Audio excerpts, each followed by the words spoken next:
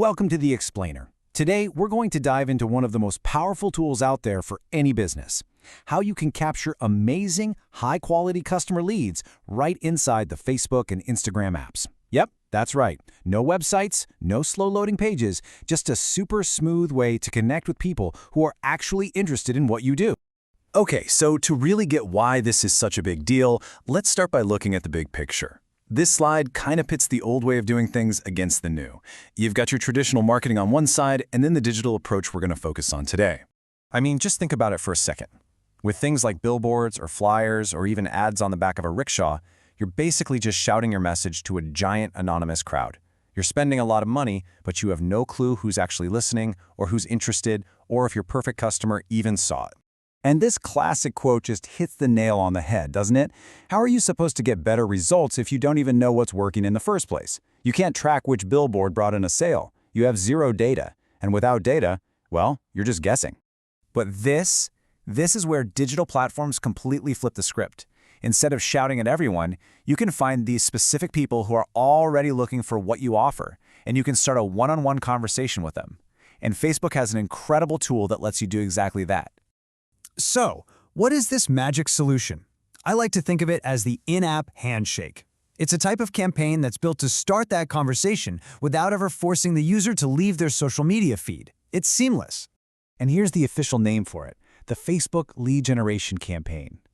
Its whole reason for being is to collect lead info using something called an instant form. Now, this is an absolute game changer for any business selling high-value stuff, like real estate, consulting, custom design, where you can't just sell it with a buy now button. You need to talk to the person first.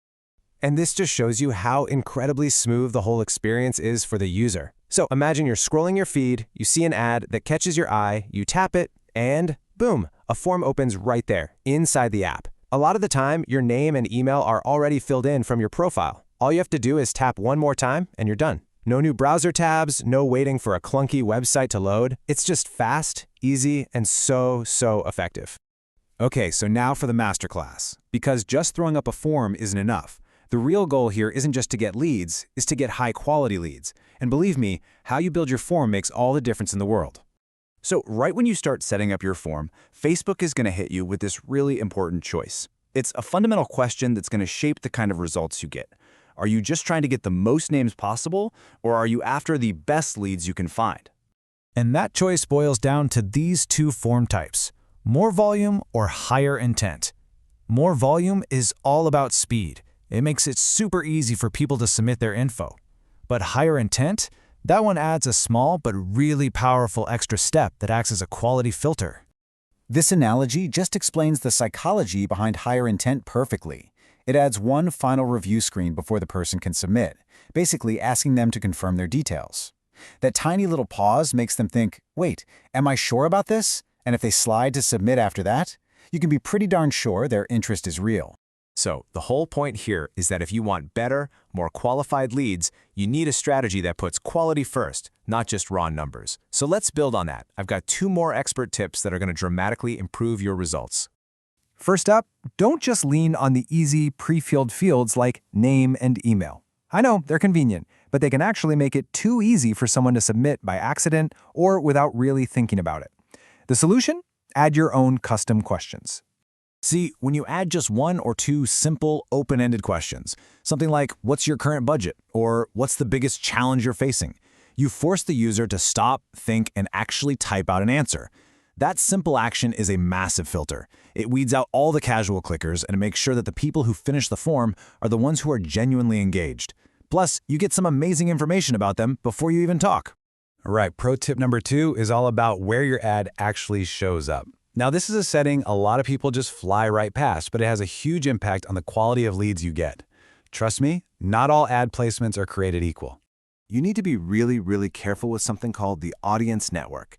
This placement pushes your ad out to thousands of different third-party apps and websites, and honestly, it's notorious for generating low-quality accidental clicks. This is the #1 reason you get those frustrating calls from people who say, I have no idea what you're talking about, I never filled this out.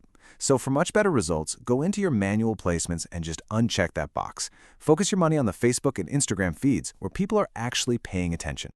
Okay, Now for the final and most critical piece of this whole puzzle. You did it.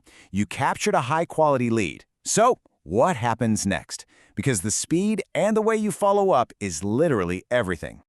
So getting to your leads is pretty straightforward. You just go to your Facebook page, then find the Meta Business Suite, and look for a section called Instant Forms.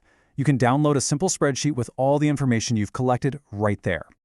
And this right here, this is the final, most important takeaway.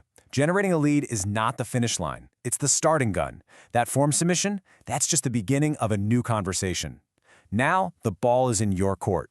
It's up to you and your sales process to follow up fast, build a real relationship, and turn that spark of interest into a happy, loyal customer. So the real question is, what's your next move?